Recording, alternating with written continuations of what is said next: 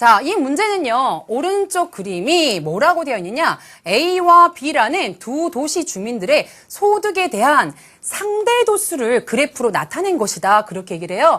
자, 여러분, 상대도수다라고 얘기하는 건 1학년 때 배웠는데 잊어버리지 않았나요? 자, 그냥 도수는요, 예를 들어 뭐 10명이다 그러면 10으로 나타내죠. 근데 상대도수다라고 하는 건요, 전체 도수의 총합에 대해서의 비율이에요. 그래서 도수가 만약에 10이고 총 도수가 만약에 뭐 50이에요. 자, 그럼 어떻게 될까? 50분의 2, 50분의 10 이렇게 되는 거니까요. 거기에 맞춰서 소수점으로 답을 하시게 되겠죠. 자, 그렇게 나타내어져 있기 때문에 사실은 상대 도수를 준다라고 했을 때 전체가 몇 명인지를 가르쳐주지 않는다면 정확한 도수를 여러분이 꼬집어서 찾아낼 수가 없습니다. 문제가 바로 그거죠. 상대 도수를 줬는데 총합을 알 수 있는지 뭐 이런 걸 보면서 여러분이 문제 해석하셔야 돼요. 자, 그럼 다음 설명 중 옳지 않은 것은 이라고 얘기했기 때문에 하나하나 설명을 봐가면서 그래프 한번 해석해 보도록 할게요. 자, 첫 번째 문제 답지는 바로 이것입니다. 첫 번째. B도시의 평균이 A도시의 평균보다 높다라고 이야기를 했어요. 자, 여러분 평균이다라고 하는 것은요. 전체 값들의 대표적인 경향을 말하는 거죠. 자, 그러면 A도시에 비해서 이 B도시가요. 분포되어 있는 이걸 한번 보세요. 자, 소득이 이제 X축, 이제 가로축인데요.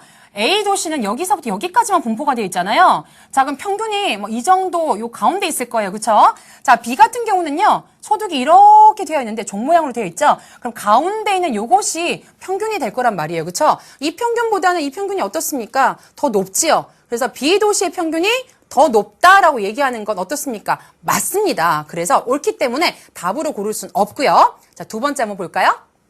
자, A도시의 소득 격차가 더 작다라고 얘기했어요. 여러분, 소득 격차가 더 작다라고 하는 건 소득의 분포가 넓다는 얘기입니까? 좁다는 얘기입니까? 좁다는 얘기죠. 좁다는 이야기는요, 표준 편차가 더 작다는 얘기가 되겠죠. 값이 좀 모여 있어야 되는데 한번 볼까요?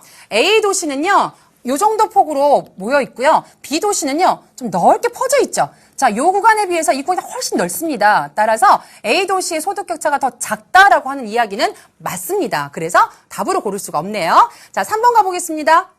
어느 도시가 총소득이 많은지 알 수 없다 그랬어요. 자, 바로 이게 핵심이죠. 자, 상대 도수였기 때문에 상대적인 값만 알 수 있을 뿐이지 총소득이 더 많은지 어떤지는 여러분이 알기가 힘들다라는 거죠. 왜? 이 도수가요, 이렇게 보이지만 여기 인구가 B도시보다 훨씬 더 많게 되면요. 더 많은 사람들의 소득을 계산해버리면 이쪽이 총소득이 더 많을 수도 있어요. 그래서 알 수가 없다라는 게 정답이고요. 자, 3번. 자, 4번 가봅시다. 두 도시의 소득의 표준 편차는 같다 그랬어요. 아, 이거 틀렸네. 표준 편차 같습니까? 그럼 퍼져 있는 정도가 같아야 되는데요. 퍼져 있는 정도가 지금 눈으로 봐도 대번에 다르죠. 그래서 같다라고 말했기 때문에 옳지 않은 것은 4번으로 골라주시면 되겠습니다. 마지막 볼게요. 자, A도시의 주민들이 B도시의 주민들보다 빈곤한 삶을 살고 있다. 자, 이거는 뭐 정신적인 게 아니고요. 경제적인 걸로만 봐야 되겠어요. 보니까 전체적으로 주민들 각자는요. 소득이 B보다는 더 낮지요. 그래서 경제적으로는 빈곤한 삶을 살고 있다라고 말했을 때 5번도 옳은 해석이다라고 여러분이 보실 수가 있겠습니다.